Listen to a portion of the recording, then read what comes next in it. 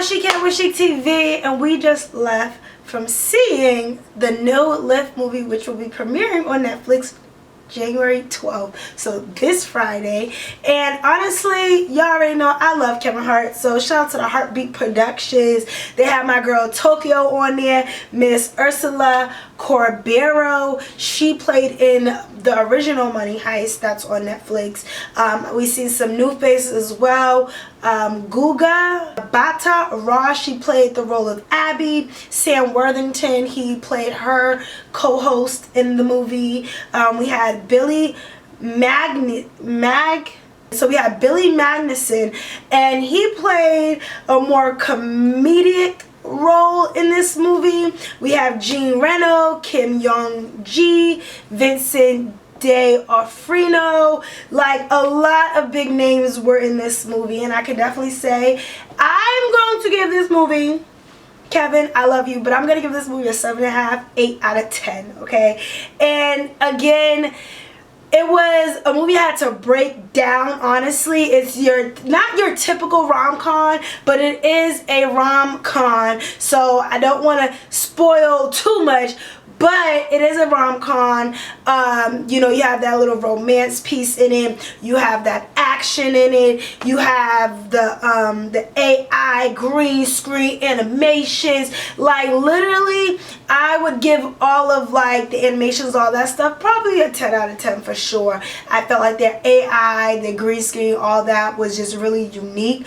But overall, before I spoil this movie, I'm gonna give y'all 10 seconds to leave, because I'm about to give it to y'all how I need to give it to y'all. Okay, 1, 2, 3, 10. Okay, we're here. So pretty much the Lift movie is based on a heist, and I definitely think it's the typical heist that we all kind of see. You got the Money Heist, you have Hijacked, you have Ocean's 11, Ocean's 12. Like, you have all these different ideas of what a hijack movie looks like, right? And ideally, when it started, I felt like it took a little while to get started. For me, I like the action to come right at me. Some people don't. Some people like to build that suspense into it. I just felt like I wanted to get to the point of what are we doing? But they definitely started off that way. Like, they started off with the heist, and it was a really good, like, heist. The first heist was really good. I thought that was amazing. They brought in Jacob Batalon for this heist, and honestly, nowadays, let me just let y'all know, NFTs, after watching this movie, NFTs is going to be the next big thing. It's already big, but it really is going to be the next big thing. It's going to be one of those things like one of a kind. You need to get it now. And the movie definitely showed that when it comes to technology in today's world. Now, the actors, Abby, Gugu, right? Gugu, Miss Mabata Raw, okay. I felt like her acting, I'm gonna give it also like a 6 out of 10. I just felt like I wanted to feel her character a little bit more. Between her and Kevin Hart, I just felt like they weren't as serious as I expected them to be. They definitely were more serious. You know, that I didn't expect Kevin Hart to be as serious as he was in the movie. But I definitely felt like their characters could have been a little bit more serious. Again, when we think of the old or these other Money Heist and hijack movies and shows, you just think of someone who's just really serious. And Kevin Hart he definitely was trying to get out of the realm of I'm the funny guy and it's not about me. I definitely like that they used Miss Ursula. I really like that they used Miss Ursula. I thought that was amazing because she is in Money Heist, and they just dropped Berlin on Netflix. So I think it was a great spin out, roll out, using her for this. I hate that her character died in Money Heist. If you haven't seen Money Heist, I'm sorry, but yes, her character dies, and it was just like, dang, I feel like she had a little bit more life to her. But seeing her in this movie definitely was like, okay, she definitely is bringing the life. I think she brought more of the brains as far as her role goes in this heist, for sure. What else can I say about it? Like, just overall, like, the AI and the green screen, like, between the airplanes, the different visuals in the sky, the backgrounds, it felt so realistic you would have thought you were actually in the movie. I definitely feel like with the action included, it just gave it more of a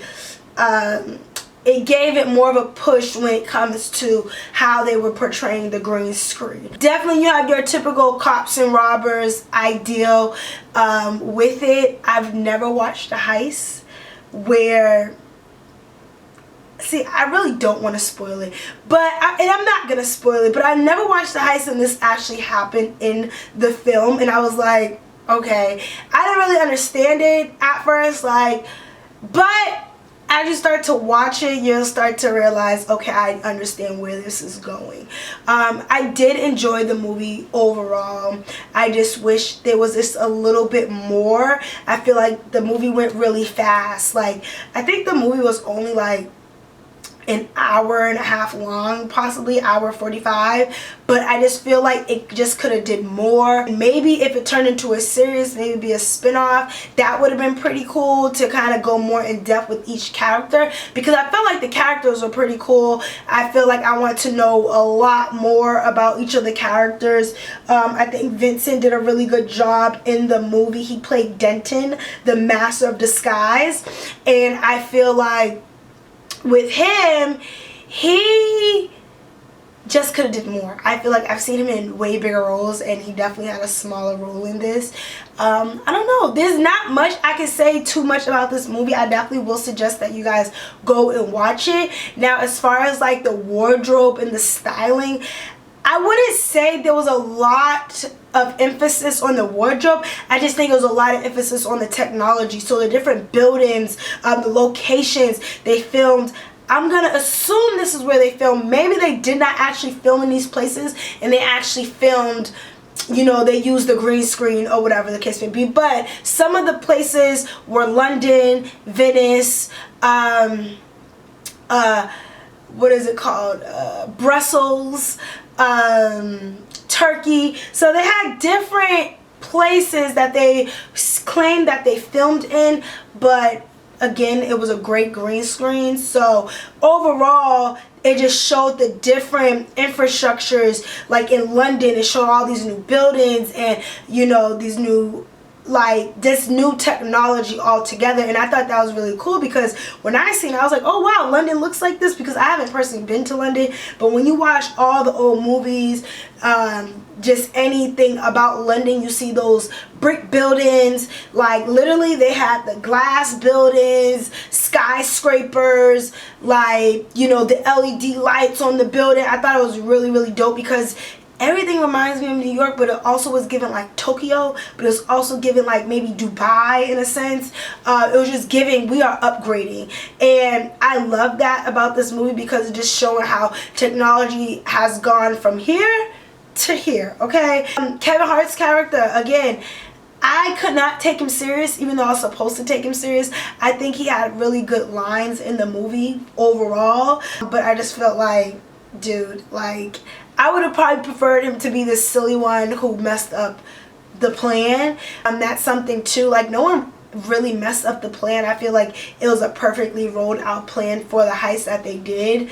Definitely has some similarities between the Money Heist that is on Netflix. Like, okay, I see where they got this from. I just thought that was pretty cool, because like, if y'all don't know, Money Heist is one of the biggest like Netflix series. Honestly, it was one of the biggest. I think it currently still is. So to see the influence in other movies, I know Ocean's 11, I seen a little bit of similarities in there when they were driving the boat. So I won't tell too much, because listen, I don't know if there's an embargo right now, so I won't tell too much.